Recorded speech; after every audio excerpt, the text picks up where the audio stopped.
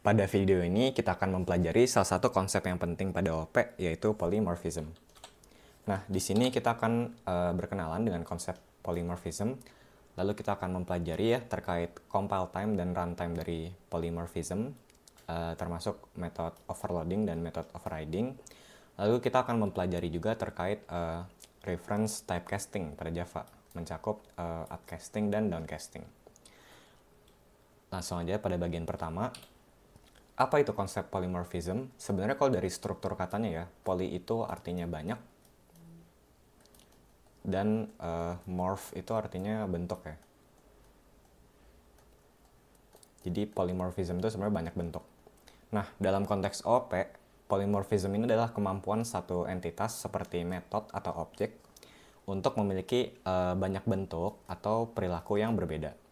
Nah, ini ada analoginya ya. Contohnya kata berjalan itu bisa dilakukan oleh manusia, robot, atau hewan, tetapi caranya bisa berbeda-beda. Begitu juga dalam OOP, metode yang sama itu bisa berperilaku berbeda tergantung pada objek mana yang menjalankannya. Seperti itu. Nah, langsung aja kita ke contoh code-nya, penerapan polymorphism seperti apa. Di sini teman-teman bisa perhatiin code-nya, itu ada superclass ya, namanya animal. Lalu di sini ada dua subclass, itu ada dog sama ada cat. Nah, kalau teman-teman perhatiin di sini, pada superclass itu ada metode namanya maxSound yang dia akan ngeprint generic animal sound. Lalu pada kedua subclass mereka melakukan override method ya. Jadi mereka implementasi metode yang sama nih, sama-sama maxSound, tapi mereka mengganti behavior dari si metode tersebut.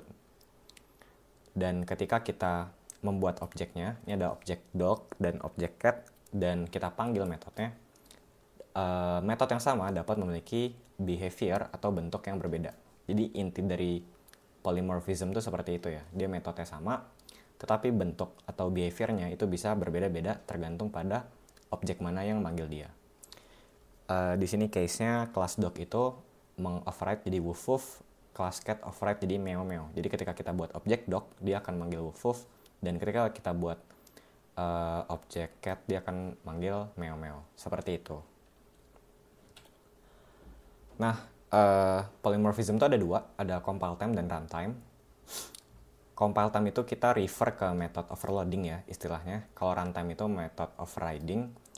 Jadi maksudnya compile time itu adalah polymorphism yang terjadi pada saat kompilasi code Java oleh JVM ya. Sementara itu kalau runtime itu dia terjadi ketika programnya berjalan. Nah, di sini apa sih tujuan dari si method overloading dan overriding? Kalau overloading itu tujuannya adalah memungkinkan penggunaan metode dengan nama sama tapi parameternya berbeda. Sementara itu method overriding memungkinkan objek subclass itu menggantikan metode yang sama pada superclass secara dinamis. Kurang lebih seperti itu. Nah, ini langsung aja kita ke contoh code-nya. Ini contoh code untuk method overloading ya teman-teman. Kalau teman-teman perhatiin di kelas animal, ini ada method maxSound ya. Jadi metodenya itu sama. Tapi teman-teman bisa perhatikan di sini dia punya parameter yang berbeda-beda. Nah, bentuk pertama itu dia nggak punya parameter. Dia langsung print generic animal sound. Bentuk yang kedua itu dia menerima parameter berupa string. Dan bentuk yang ketiga dia menerima parameter berupa integer ya. Jadi di sini untuk satu metode yang sama dia punya banyak bentuk, dia polymorph gitu, banyak bentuk. Nah, ini ada contoh pada main class-nya. Di sini kita panggil metode yang bentuk pertama. Jadi dia nanti outputnya akan jadi seperti ini. Dia make some generic animal sound. Lalu kita panggil bentuk yang kedua. Dia outputnya seperti ini. Dan di sini dia ini bentuk kedua. Dan di sini dia panggil bentuk yang ketiga. Jadi kita method overloading itu metode yang sama ya. Itu bisa memiliki bentuk atau behavior yang berbeda-beda sesuai dengan parameter yang diberikan. Kurang lebih seperti itu. Nah, next-nya mungkin ini kita ada contoh terkait method overriding. Kalau method overriding itu jadi dia ada superclass di sini, teman-teman. Kita fokus lagi ke metode yang sama ya, make sound. Dog dan cat ini sama kayak sebelumnya, dia mewarisi si superclassnya animal, dan pada superclass itu dia metode make soundnya seperti ini ya, jadi some generic animal sound. Ketika kita membuat objek dog sama cat, metodenya itu di override dari si superclass oleh subclass, dan hasilnya kurang lebih seperti ini. Jadi objek dog itu akan berbehavior seperti ini, sementara itu objek cat nanti akan behavior sesuai seperti ini, tergantung metode mana yang di override. Kurang lebih seperti itu. Tapi untuk metode overriding, ini dia nama metode dan parameternya itu harus sama persis ya teman-teman ya. Berbeda kalau overloading. Kalau overloading dia namanya sama, parameternya wajib berbeda. Kalau di sini nama dan parameternya harus sama, biar di override dengan benar. Kurang lebih seperti itu. Nah, nextnya mungkin kita akan bahas terkait reference typecasting. Jadi typecasting ini adalah salah satu konsep penting ketika kita melakukan konversi tipe data ke tipe data lain. Seperti halnya tipe data, objek pada Java juga dapat diubah tipenya, misal dari parent object ke child maupun sebaliknya. Nah, typecasting pada inheritance object ini ya, parent ke child, itu disebutnya reference typecasting. Ini reference ini ya. Sementara kalau tipe data itu bisa disebutnya primitive ya. Primitive typecasting. Tapi karena kita bahas polymorphism, jadi kita fokus ke reference typecasting. Untuk reference typecasting itu strukturnya seperti ini. Jadi kita masukkan tipe reference-nya, lalu variabelnya apa, dan kita masukkan actual type-nya. Jadi reference type-nya di sebelah kiri dan actual type-nya di sebelah kanan. Nah, ini ada contoh code-nya. Masih sama kayak tadi ya, misalkan animal. Code yang 2 baris ini disebutnya upcasting. Jadi upcasting itu dia mengubah si reference type itu menjadi superclass ya. Jadi kalau teman-teman perhatiin, actual type-nya ini adalah subclass, dan biasanya kan reference-nya subclass juga, tapi ini kita ubah nih. Jadi reference-nya si superclass-nya. Kurang lebih seperti itu. Nah, yang bawah ini namanya downcasting.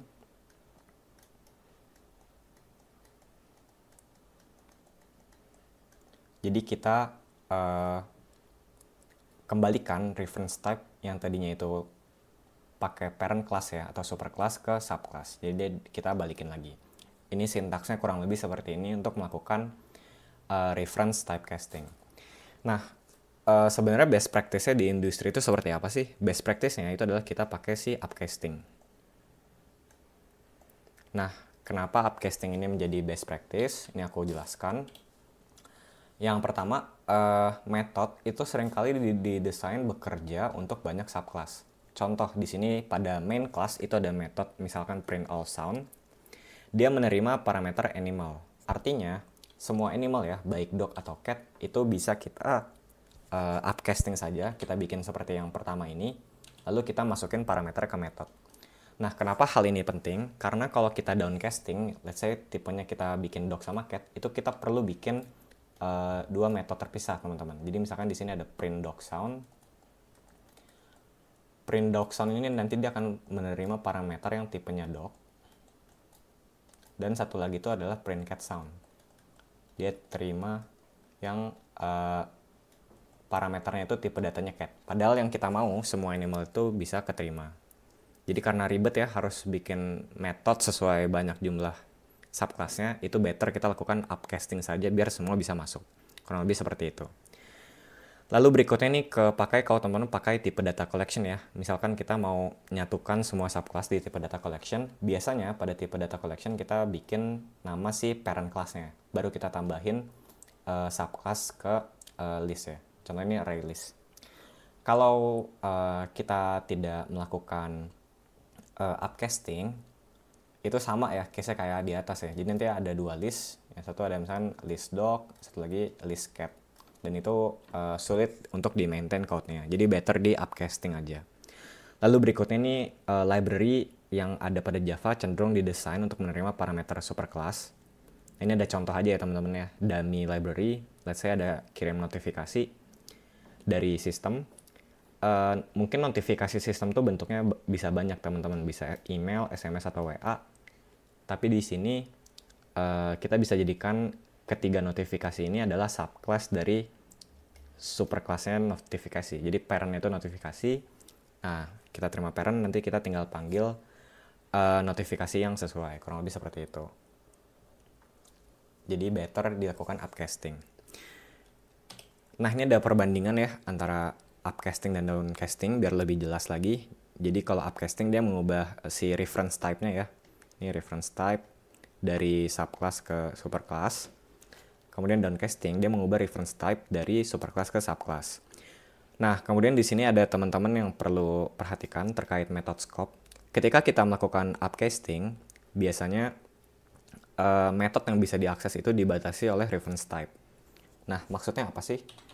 Contoh misalkan di sini ya, kita kan melakukan upcasting nih teman-teman. Dari dog kita upcast ke animal.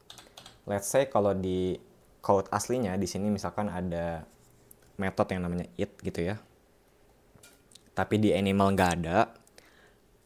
Kalau kita melakukan upcasting, kita tidak bisa akses method it milik si dog. Jadi kita perlu bikin method it-nya juga di animal, baru si dog itu melakukan override. Kurang lebih seperti itu.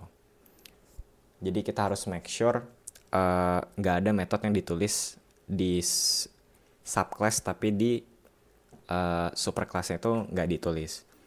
Nah, kalau teman-teman nggak mau pusing, teman-teman bisa membuat namanya abstract method ya di sini. Jadi metodenya itu belum ke implement, biar nanti semua subclass itu wajib melakukan override method. Nah, terkait abstract method nanti akan aku jelaskan pada video selanjutnya terkait konsep abstraction. Tapi kita fokus dulu ke polymorphism ini ya. Nah, ini berbeda dengan downcasting ya. Kalau downcasting semua metode pada actual type ya. Actual type itu yang sebelah kanan tadi nih, pada dog, pada cat itu dia bisa dipakai. Jadi si metode it tadi itu bisa dipakai. Lalu ini ada error safety-nya. Kalau upcasting pasti sangat aman ya, nggak akan error. Nah, kalau downcasting itu bisa kena error kalau kita salah melakukan downcast. Contohnya seperti ini ya. Misalkan di sini kan my animal, dia itu tipenya itu adalah dog.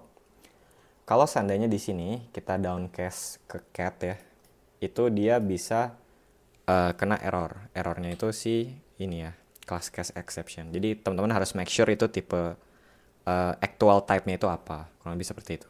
Nah, ini ada tujuannya ya. Upcasting itu untuk polymorphism, downcasting itu untuk akses specific method di subclass yang superclass itu nggak punya. Kurang lebih seperti itu. Dan ini ada contoh sintaksnya juga. Oke, mungkin itu dulu dari aku terkait konsep polymorphism. Thank you teman-teman yang udah nonton videonya. Semoga bisa bermanfaat buat kalian. Dan stay tune terus di series OP. Thank you, sampai ketemu pada video selanjutnya.